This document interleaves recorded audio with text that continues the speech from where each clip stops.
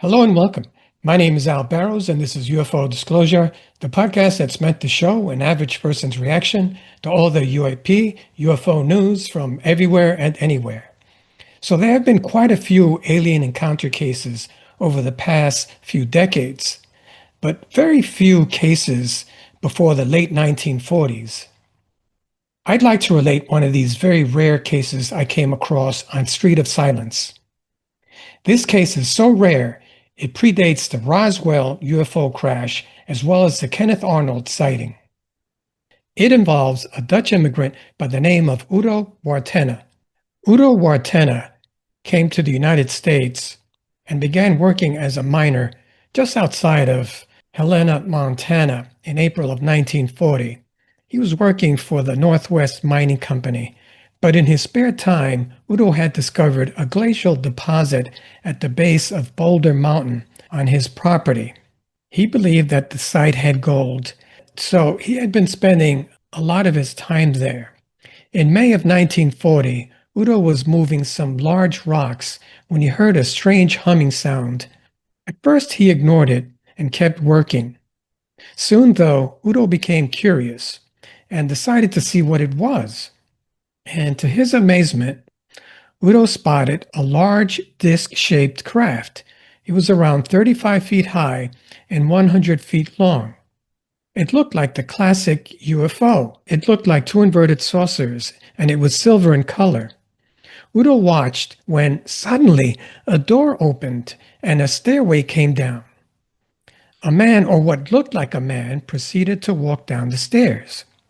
Udo wasn't scared at the time and was quite curious. He began walking towards the being, and the being approached him. They stopped about 12 feet apart, and then the being looked at Udo in a friendly manner. He approached him, extending a handshake. The being was wearing an all-gray suit and appeared to be in his mid-30s. He explained that they weren't aware of anyone that was in the area. And the being went on to tell Udo that they didn't like to be seen by others and usually stayed in the shadows. The being asked Udo if they could take some water, and Udo said yes. Then some type of hose came down from the craft and began sucking up the water. The two would converse for some time. Finally, the being asked Udo if he wanted to come on board the craft. Udo agreed, and as he entered the craft, he no longer heard the buzzing sound from the craft.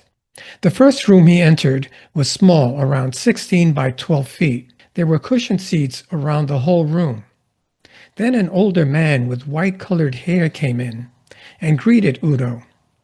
Udo would ask the man what his age was, and the older man replied about 900 years old.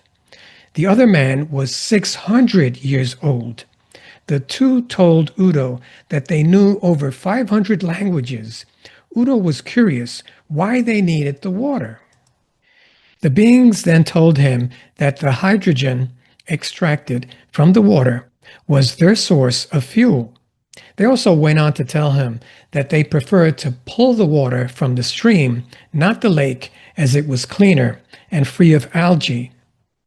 The beings then went on to explain and show Udo how the ship was powered. There were two flywheels, or rings, spinning in opposite directions that gave the ship its own gravity and allowed it to overcome the gravitational forces of the planet. The beings also said it generated an electromagnetic force, a concept that confused Udo. Udo described the flywheels as being around 3 feet long and around several inches thick. He would then ask about the power source, but the beings didn't explain what they used. But they did go on to tell him that it was essential for mankind to develop its own cheaper energy source. The conversation continued, and the beings said that they were able to travel great distances by skipping on the light waves. In essence, the craft was able to travel faster than the speed of light by using a distortion of space-time to allow Earth to push it away and towards its destination. And although Udo didn't understand much of the physics behind the explanation, he seemed to recall the basics of what they said. The beings didn't say much about their original planet, but did point toward it, letting Udo know they weren't from here. They would then discuss their purpose since they looked just like us. They said that they had been living among us from time to time, trying to help us out. They didn't give specifics, but their message was that they wanted to make sure we were progressing in the right way. Then the conversation took an awkward turn. Udo asked about religion, and the beings said they refused to comment on the matter, stating they weren't allowed to interfere in any way. Then the beings scanned Udo to see if he had any impurities in his body. It's important to point out that Udo volunteered for the procedure. Nothing really came of the scan, and soon the beings had extracted all the water they needed. He was then asked if he wanted to continue on in space with them. But leaving behind his life was too much for Udo. Finally, the beings warned Udo not to speak of his experience, and Udo agreed readily, believing that no one would believe him anyway. Interestingly, the beings said he was welcome to discuss the experience later in his life. Udo then walked off the ship and soon turned around and saw the craft hovering in the sky. It shot off and disappeared into space. He had spent about 2 hours with them and felt incredibly weak after speaking with them. For years, Udo never spoke of the event. And then in 1989, at the age of 86, Udo was on his deathbed and told his experience to his close friends and family. In addition, he wrote down notes of the event so nothing would be lost. Eventually, an Australian UFO researcher, Warren Ason, would get the details surrounding this case. And since Udo had passed, he went by Udo's written account and also by speaking with those who Udo confided in. So I found this to be an extremely interesting case. It explains that their method of skipping on light waves is how UFOs achieve faster than light speeds in order to navigate through space.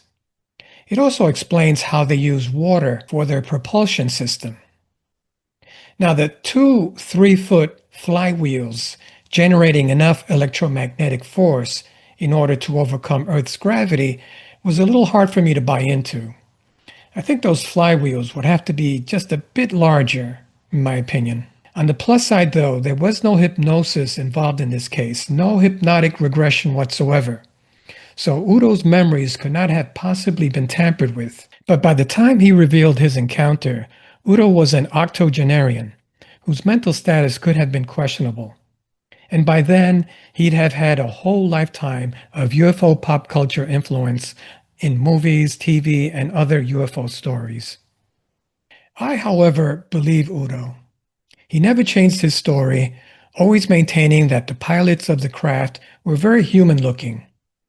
Even after subsequent UFO encounter reports described gray aliens and other non-human-looking ETs. My name is Al Barrows. This has been UFO Disclosure. Please remember to like, share, and subscribe. Thanks.